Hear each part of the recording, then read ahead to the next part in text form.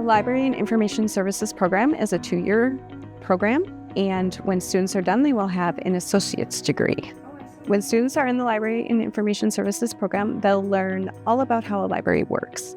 They'll learn how they can serve their community. They'll learn how they can help the patrons in their library with their information needs. They get to learn how they help their customers at the circulation desk, at the reference desk. They learn how to process books and get them ready to be on the shelf for you to take home and enjoy.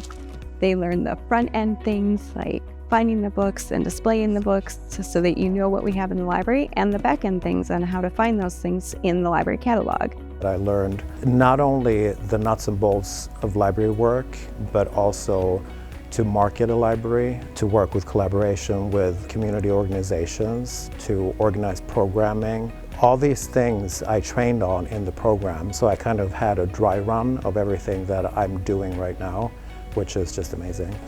This is an online program. We work around your schedule so that you can learn when you're ready to learn. We can work around a job or a family life.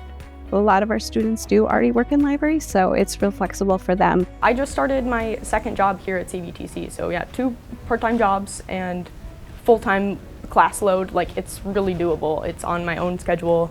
I find the time to get it done, and I'm able to make money and kind of build a good base of my career. That's been awesome. Most of my students will go on to work in a small public library, either as a library director or in a department like Children's Services or Access Services. They can be library assistants. Some of them will go on and work in a bigger library, such as our library here in CVTC, as desk staff or assistants.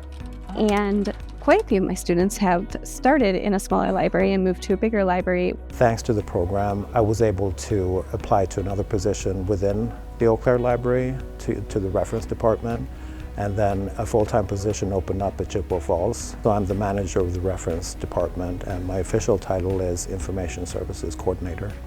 It's a great place to start and so informative and super valuable experience.